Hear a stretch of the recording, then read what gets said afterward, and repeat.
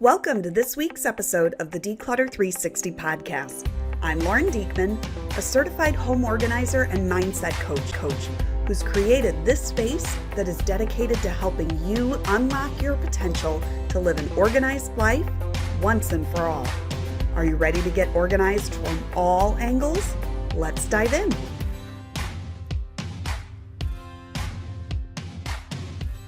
Hey there, thanks for joining me today.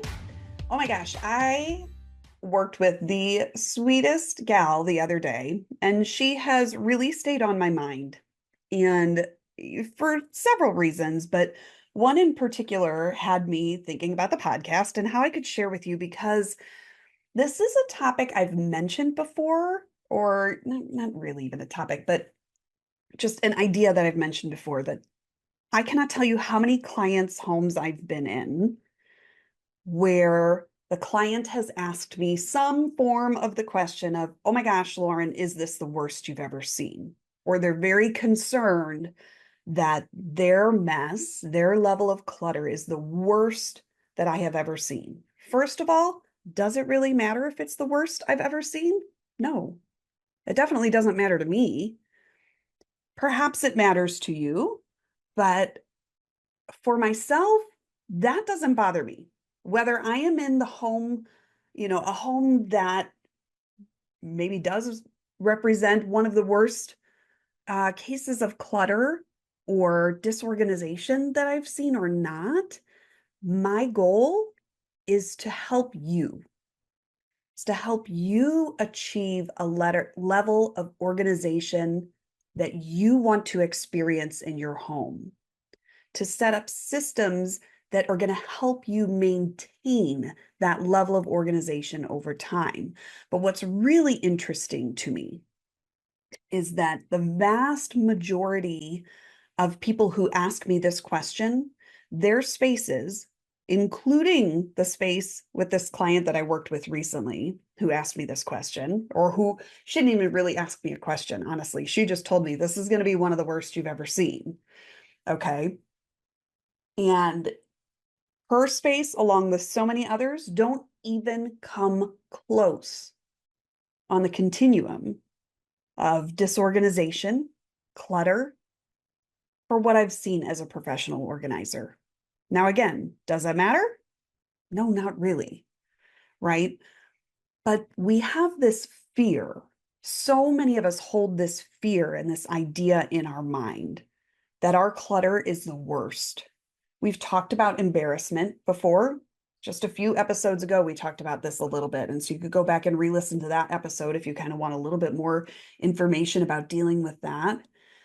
But really what I want people to understand is that these emotions and these fears that we have around our clutter, it's really common.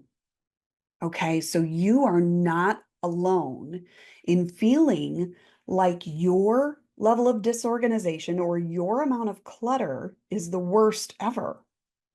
Because here's the thing, chances are, if that's what you're feeling and that's what you're expressing, if you're working with, me or another professional organizer, you have a friend or a sister or someone has come over to help you with your clutter, and you're expressing these feelings and these concerns to them, chances are is that it's the worst clutter you have ever seen. And you are comparing your level of disorganization, your current level of clutter, to these societal expectations that we hold in our own minds. Okay. And we so often, we think about the spaces that we see, in magazines, on television, on shows. Oh my gosh, on a show, they walk from space to space. Everything is nice and tidy. It's organized. When it's not, it's often overly exaggerated, right? You get big gasps and oh from the audience so that, it's really obvious that this is disorganized or that there's clutter or chaos or whatever it may be. Okay, but more commonly, we're seeing the tidier side of that, the tidier version of that. When we're invited to people's homes, so often people spend a lot of time. That's something I think we don't always realize, that if you're having people over, so often people spend a lot of time getting their home ready to be, company worthy, or whatever, whatever you want to call it, or whatever state that you want your house to be in, to feel like it's ready to be seen by others. I think so often that's the version of people's homes that we see, whether it's in real life, whether it's on television, in movies, whatever, on Instagram, TikTok, whatever it may be. Okay. We see that and we compare our own spaces, our own level of organization or disorganization, our own levels of clutter and chaos to that. And in our mind, what we have, what you have in that clutter and in that chaos and in that disorganization is the worst you've ever seen. That's the real expression in that question. And when that happens, we often feel like everyone out there is judging us. It's a very vulnerable moment. Our clutter can represent our memories. It can represent unfinished projects. It can represent difficult decisions that we've made or that we're avoiding making.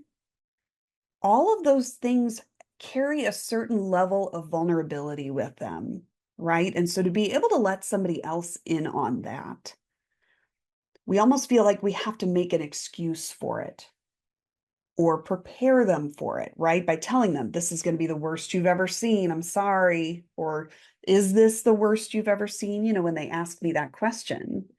And I usually just kind of chuckle and say, trust me, I have seen some things and you don't need to worry about it. What my goal is today is to help you get this space to a place that you are comfortable, right?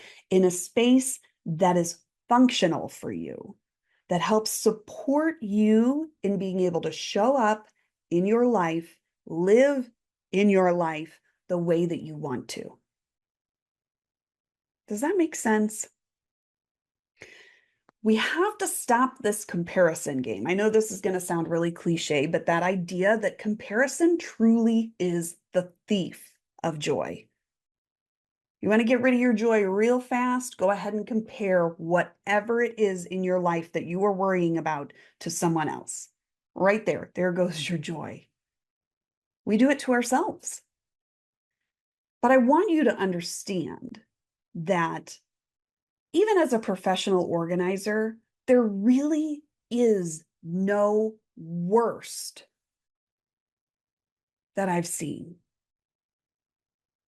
There's all different levels of clutter, chaos, disorganization, and every space that I come into has a story behind it. There's a reason, maybe multiple reasons, why that space is functioning or is lacking function in the way that it is. My job is not to judge that, because these messes are not failures. Okay, they're just signs of our lives and all of the different changing circumstances that come with our lives. I talk so often with my clients about seasons of life and how, as the seasons of our life change, functions for our spaces change, the things that we want to keep and need to keep in our spaces change. And if we struggle to keep up with that, that's often what causes a lot of the chaos and the disorganization and the breakdowns in the functionality in our spaces. And so then that's when it's so, so helpful, when you recognize that that's happening, to bring in some help. Lean into the help that you need. It's going to look different in every season of life. Think about what season of life are you in right now? What's hard for you right now? What in your life feels like the worst you've ever seen, the worst you've ever experienced?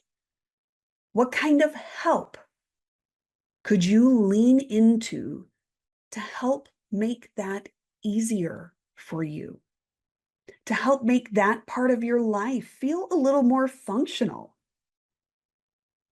When you can shift your mindset and your thinking from everything being the worst or the messiest to thinking about it as a change in the seasons that's in progress, that has potential, but just needs some time and attention to really be able to think it through and understand what makes the most sense for you as you're moving into the next season or as you're embracing the new season that you're already in and experiencing.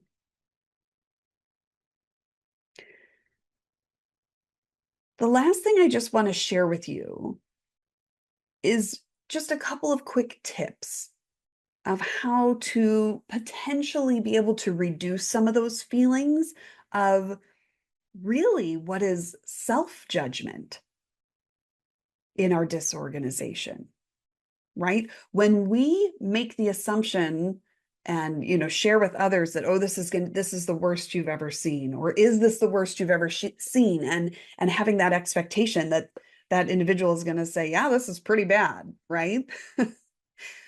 That's self-judgment. You're putting that judgment on yourself. And so I want to give you just a couple of quick tips that can help reduce some of those feelings of self-judgment and allow you to move forward. And the first of those is that I want you to set really realistic standards. Okay. Know that you are living in this space. It does not need to look like a showroom. It does not need to look like a magazine or some perfectly curated website page off of the Pottery Barn catalog or the Container Store catalog. Okay, those spaces are gorgeous. And I think it's fine to dream and to even aspire to have your space like that, but be realistic in your standards in thinking about the season of life that you're in. How can you balance or really find the harmony between the season that you're in and the standard that you so badly desire? Where's that harmony spot? That kind of that sweet spot, the Goldilocks spot, if you will. When you really get real with yourself about what that looks like, that allows you to set more achievable goals rather than pushing yourself trying to reach this unrealistic level of perfection in your standards that you're going for. Go for functional. Go for, set goals that are going to help you create peace and function and ease within your home. Okay, the next tip, of course, is going to be do everything in your power to avoid comparisons. No one is living the same life with the same experiences and the same seasons and all of that that you are. All those comparisons are going to do is cause you to lose your joy. So really, I want to encourage you to stay hyper focused on what your priorities are, what's bringing you enjoyment in your life right now. Understanding when those feelings start creeping in and those thoughts of the comparison and, oh, well, she has maybe more kids than I have, and her home is still, looks so much nicer than mine. Mine is just a mess and chaos. It doesn't matter, right? We compare that, we get down on ourselves. She is not living the same life that you are.